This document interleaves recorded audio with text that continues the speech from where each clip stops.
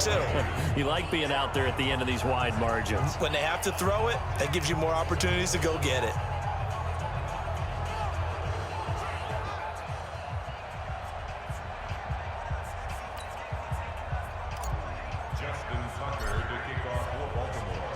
So they'll get another shot on offense following that pick six. And now the kick is away. That'll be taken in the end zone.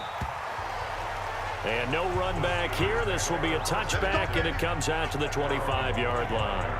And Pittsburgh getting set to take the field. And they gave up the pick six, and now they'll be looking to right the ship here. Now, as a quarterback, are you a little more cautious this go-around?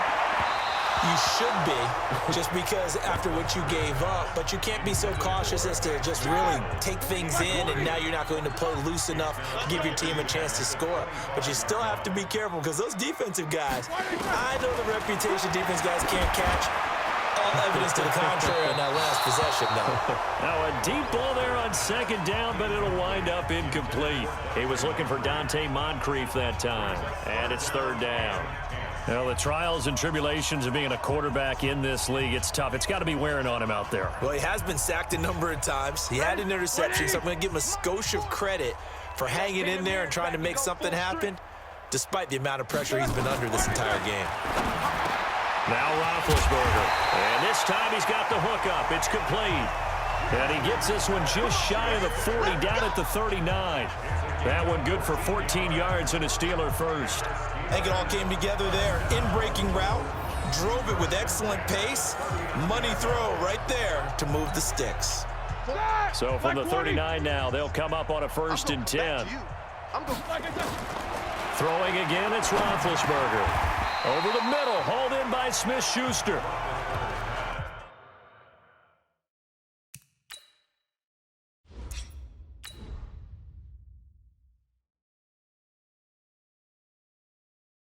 Fired that one in there, able to make connection on a nice in route. With those faster passes when they're going that fast, any hesitation as a quarterback that the deflection, if you miss, might be bigger and lead to an interception? Yeah, and the deflection works both ways. Maybe a defender gets a hand in the way and it pops in the air. And sometimes you throw it so hard your receiver can't handle it, and he pops it up in the air for the defenders to grab as well. But a moot point there as they were able to connect. Ben to throw again. He'll take a shot for the end zone. And it's knocked away and incomplete. The veteran Jimmy Smith there on the coverage.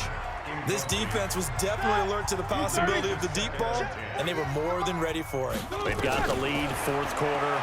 Maybe can expect more passes like that down. And it's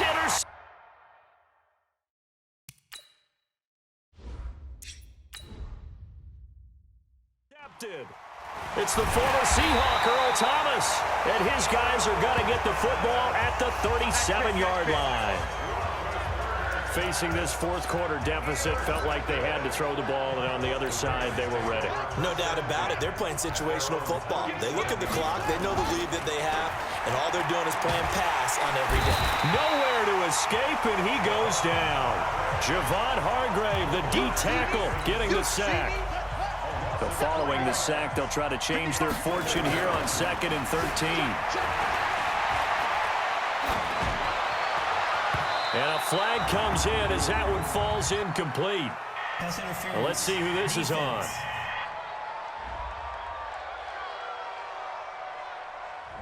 So they saw the contact before the ball arrived. Penalty flag for pass interference. And trying to avoid pass interference is so difficult. You're trying to slow down these skilled receivers, and somehow, some way, they make plays on the football, and sometimes you're there too soon. Throwing on 1st down, but this one winds up to be incomplete. Marquise Brown was the intended target, but it'll be 2nd down.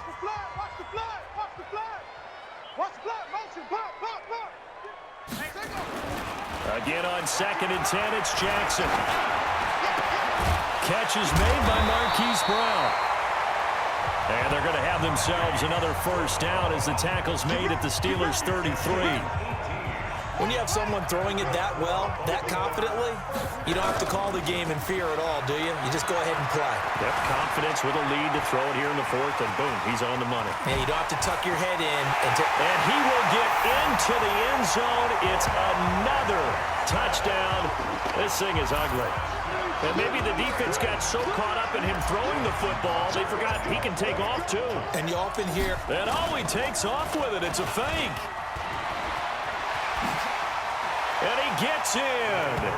Well, no one was expecting a fake there, but they add 2 more onto their lead. And that's something you almost never see nowadays. When you fake it, you're at the 15-yard line on a PAT as opposed to just going for it from the 2. I'm sorry. I know they got it, and congratulations to them, but it's just not a good play. I mean, the risk-reward is really off the charts. Not in your favor. Run your offense out there. Put it on the 2-yard line if you want to go for 2. But I'll be darned. They ended up getting that one, didn't they? Well, fourth quarter, they felt like they needed the football back. Unfortunately, they couldn't get it. And I know we brought analytics into the game, and someone has said here that the data says that when a team's expecting an onside kick, 80% of the time, the team expecting it, they do actually recover the ball, which is what we saw here. I just wonder if that number is much more of a anecdotal type of a number. Kind of like when the coaches tell us, well, when you score on special teams, 93% of the time you win the game. I'm still waiting to see that number is empirical. From the 40 now on second down, Roethlisberger. And he gets this to the 35. Good for a gain of 5. So the Steelers with the football as we get you reset. And let's see what they've come up with offensively after having time to talk it over. He'll dump this one off to Connor.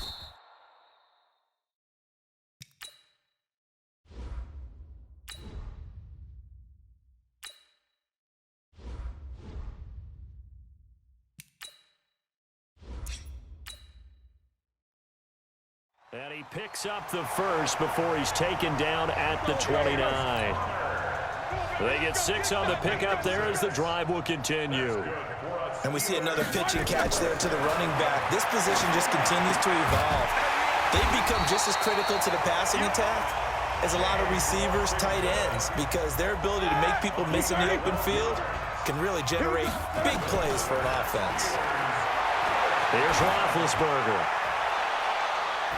Looking end zone, but it's incomplete. Just nothing there again. He's been sacked multiple times. We've seen the interceptions, of course. He's really been through the ringer, hasn't he? And what we've seen is a defense that's well coordinated. The front and the back really in sync. The front putting on the pressure, the backside being ball hawks and picking passes off. Another throw on second down, and this one incomplete as well. Meanwhile, on third down, they take a shot at the end zone, but it's incomplete. Okay, I'm not quite sure how to judge that one. Maybe didn't have enough legs underneath him. Mechanics might have been off. Maybe some fatigue. That one came up short. Yeah, fourth quarter, maybe you do start to watch as the arm there, the legs. And that is caught. Well, they're going to see this one to the end. They get a score, but pretty much an exercise in futility right now. Still down big.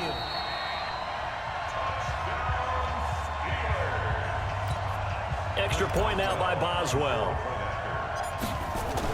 Oh, they flip it to the kicker. He looks like he's going to throw it. And the fake it.